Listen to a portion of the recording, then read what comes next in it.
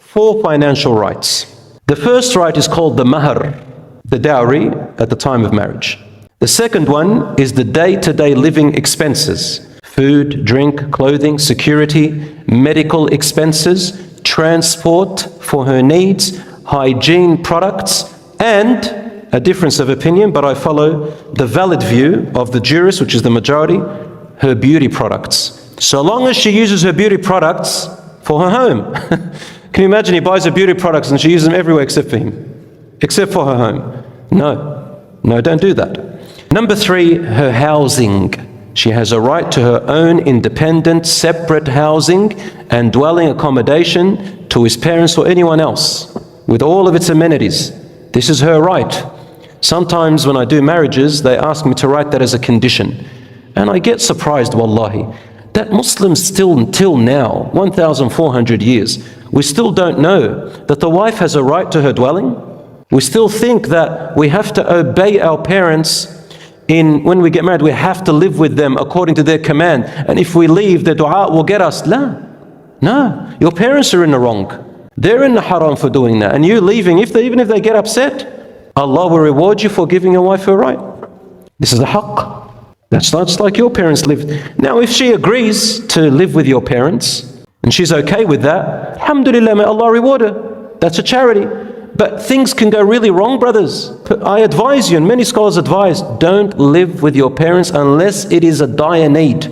Try to get out of there, because wallahi, the amount of conflicts I have seen, it starts off all nice, and then it turns out like they are, you know what they're like? It's like I don't know, like the way Ya'juj and Ma'juj fight.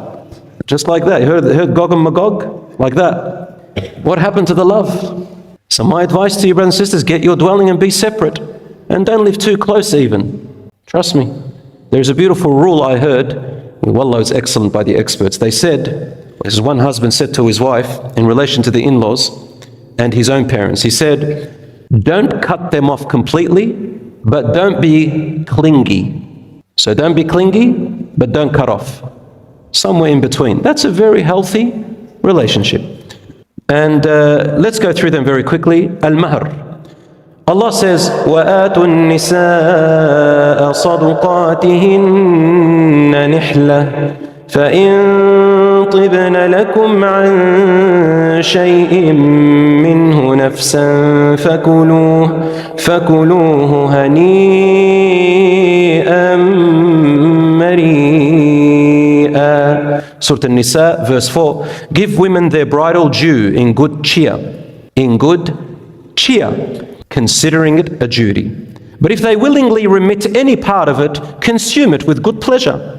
My brothers and sisters, this is the mahr of the wife. And a lot of non-Muslims don't understand this. They think that we're buying the woman. This is not a price for the woman when you get married. It's called a mahr, a sadaq. It is a symbol of your honesty. It's a symbol that you are going to care for her. It's a symbol that she has a right to her property. It means that it's something that the bride, she requests it. She tells her Dad, he recommends something. He says, Dad, I want jewelry as a bridal gift. Or she says, I want him to pay for my tuition fees, my university. Or Dad, I want a Hajj trip. Or Father, I want him. In Uganda, my friend said that their mahr is usually a chicken or a goat or a cow. I remember one of my friends back in Uganda, he said the woman's dowry was a rooster and 2 eggs. Could have been 4 eggs, that 2 eggs and a rooster. And wallahi, the day came and the rooster and eggs weren't there. And the woman refused to say yes to the marriage. She says, I want my rooster and eggs right now. Wallahi, they went walking, it's big, there's no cars, and then they went, maybe an hour later, got the rooster, he brought it in with the eggs, says, there's your mahr. She said, okay, now I agree. And she made lots of money out of that rooster. She made lots of money. So the thing is that it doesn't matter. The mahr can be anything that the wife wants and demands. It can be a lot, it can be a little bit. But the advice that the Prophet ﷺ gave is, take it easy. Don't make marriage difficult. Don't ask for big mahars. Some of them $100,000, $200,000. My culture from the village, 100,000 is minimum. I say, where the blip is this guy going to get all this money from? He'll never get married. One brother said to me, it's 150, I've got to give her. I go find another person. Don't worry about her. But I love her. I just step on your heart and move away, man. What do you want to be living in hell? Come on, get out of here. There's also some cultures which do immediate and deferred. They say, give about, maybe $10,000 worth of jewelry and buy the furniture. In my Lebanese culture, we do that. And then they say there's a deferred amount, meaning upon divorce or death, you give her the rest. Even though that's not really from Islamic ruling, it's allowed. But the point is, it's always owing to her. So make Islam and make marriage easy. If she forgives it, fine, then it's gone. Or she remits it, it's okay, as it says in the Quran. My brothers and sisters, so that's the mahr. The second one is living expenses. Allah says, وَعَلَى الْمَوْلُودِ لَهُ رِزْقُهُنَّ وَكِسْوَتُهُنَّ بِالْمَعْرُوفِ Al-Baqarah 233.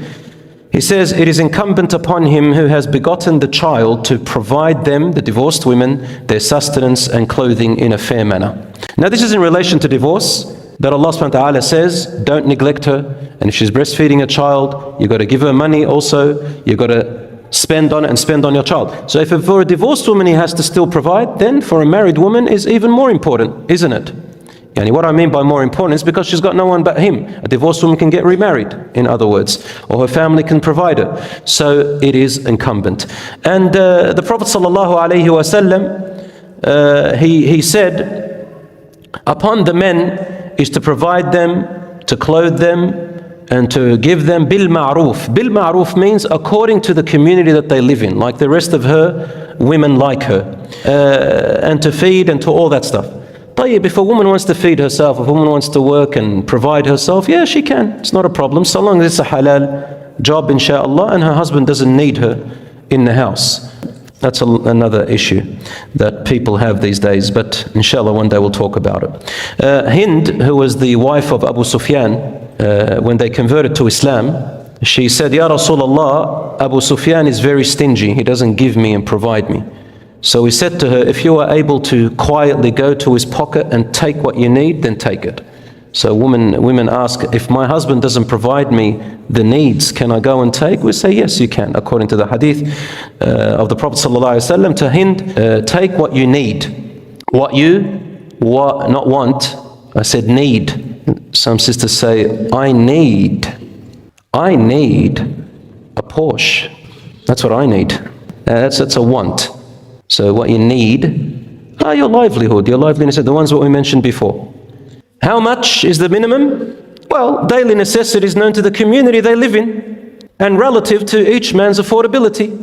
And there are 3 levels: a wealthy upper bracket, middle bracket, and lower bracket. So sisters, take it easy on your husband. If you want the love to increase between you, help him. And what is not obligatory upon him is supplementary things like a mobile phone, electronic devices, a holiday. Right? She needs a car, he gets her a nice Toyota Corolla. No, she wants the Merc. No, within his measure, and these things are non-obligatory. But if he does, the love will increase, inshallah. Of course, it's not materialistic, but it shows your generosity. When is a husband stingy? A husband is stingy, because I hear some sisters, they say, my husband is stingy. When I talk to them, I find that he's not stingy. Watch. Stinginess means when the husband does not spend on his obligations. What she means is that he's not extra generous. That's not called stingy. Sometimes a husband likes to manage the money. He says, oh, he's stingy. He's managing it because he's looking after your affairs. What does the Quran say? Be generous. Give beyond your obligations. And the Prophet ﷺ, he said this, the best type of spending that you do is upon your family. So be generous. Allah says, live with them on good terms or leave them with generosity. Like even if you leave them and divorce, be generous to them. Finally, brothers and sisters, are independent housing and dwelling. I already addressed that, so she has a right to that. What about the 4th thing is her personal wealth? The husband has no right to her personal wealth without her permission. He has no right to tell her where to spend it, where to donate it, what to do with it. So this is known and established in the Hadith of Bukhari and Muslim. Prophet ﷺ saw Umama his wife, and she said to him, Ya Rasulullah, I donated my wealth into such and such. And he said to her, had you donated it towards your uncles and aunts, you would get more rewards. The reward of kingship and the reward of donation. This shows us that he has no say on her money, and at the same time he's just advising her, and that she can donate without his permission. So you see, taking a little break, brothers and sisters, money management between spouses, the beauty of the Sharia is that it gave each one a financial autonomy to both husband and wife separately. But it encouraged helping each other so that you can grow through mawaddah, through love. The first option is to help each other and share your wealth, especially when the husband is in difficult times. Each can have a separate account if it doesn't work, or the wife can lend her husband the money. For example, there was a divorced couple, and his wife asked for all the money she spent on the family, saying it was his duty. So she used to spend and help him. Then when they got divorced, she said, I want it all back. I said, why? She said, because it was his duty to spend, so I want it back. And so my question was, did you give it to him out of goodwill? Or did you have an agreement with him that you're lending it to him? She said, no, there's no agreement that I lent it, but it's his duty. I said, no, that's not how it works. You helped him. Didn't you do it for the sake of Allah? You can't request it back. Another divorced couple told me, the husband actually this time, he said, I want all the jewelry back and all the holidays which I spent on her, because it was not my duty to spend on her jewelry and holidays, so I want them back. I said, Subhanallah, was it a gift from you? Or was it an agreement that you lent her? He said, no, it was from me, of course, as a husband, because I'm a good husband. I said, well, you're not a good husband asking you for it back.